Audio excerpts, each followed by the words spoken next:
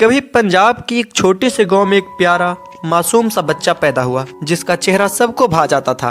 परिवार चाहता था कि यह बच्चा पढ़े लिखे बड़ा बने, समाज में नाम कमाए, लेकिन वक्त ने उसका रास्ता बदल दिया और वही बच्चा आज पूरे देश और दुनिया में कुख्यात नाम से जाना जाता है, लॉरेंस बिश्नोई। लॉरेंस बिश्नोई को छोड़ो, नहीं तो उड़ा देंगे। मेल पर मिली धमकी से मची सनसनी। यह कहानी है उस सफर की कि कैसे एक क्यूट बॉय बना भारत का सबसे खतरनाक गैंगस्टर। 12 फरवरी 1993 को पंजाब के फाजिल्का जिले के दतरन वाली गांव में जन्मा था बलबीर उर्फ लॉरेंस। पिता पुलिस में कांस्टेबल रहे, फिर खेती करने लगे। माँ पढ़ी लिखी और घर संभालने वाली थी। गोरा रंग, नन्हे चेहरे पर मासूमियत।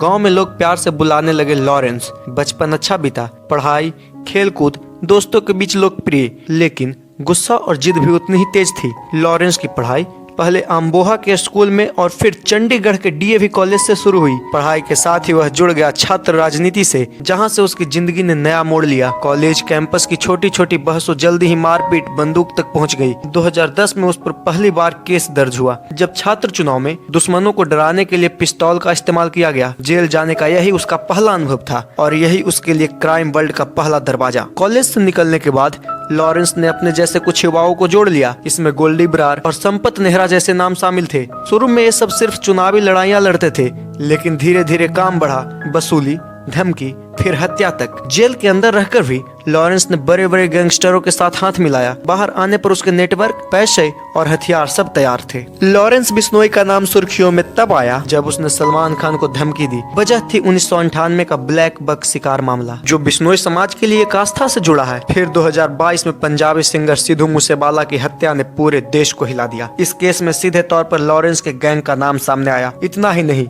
नेताओं, बिजनेसमैन और यहाँ तक कि अंतर्राष्ट्रीय लेवल पर भी उसका नेटवर्क की चर्चा होने लगी। हाल ही में उसी के गैंग ने बाबा सिद्दीकी की हत्या का जिम्मेदारी भी लिया। लॉरेंस खुद को सिर्फ गैंगस्टर नहीं बल्कि सिद्धांत वाला आदमी बताता है। वह धर्म और समाज से जुड़े मुद्दों को अपना ब्रांड का हिस्सा बनाता है। लोग कहते हैं कि वह जेल से ही मोबाइल और नेटवर्क के जरिए अपने गैंग को कंट्रोल करता है। उसके समर्थक उसे हिंदू डॉन तक कहते हैं। सोशल मीडिया पर उसकी इमेज किसी हीरो जैसी पेश की जाती है, लेकिन हर ताकत की एक कीमत होती है। पुलिस लगातार उसके नेटवर्क पर नकेल कस रही है। उसके कई साथी मारे गए या पकड़े गए। हाल ही में उसके गैंग के भीतर भी बगावत की खबरें आई है। गोल्डी बरार और रोहित गोदारा जैसे नाम उसके खिलाफ खड़े होने लगे हैं। अब उसके साम्राज्य की नींव हिलने लगी है। तो कैसे एक प्यारा सा बच्चा जो कि पुलिस वाले का बेटा था, बन गया देश का सबसे चर्चित गैंगस्टर। ये सिर्फ किस्मत का खेल नहीं है, बल्कि माहौल, राजनीति, अहंकार और गलत फैसलों का नतीजा था। लॉरेंस की कहानी हमें सिखाती है कि अगर वक्त पर रास्ता बदला न जाए तो मासूमियत भी अंधेरे में खो जाती है। आज सवाल ये है,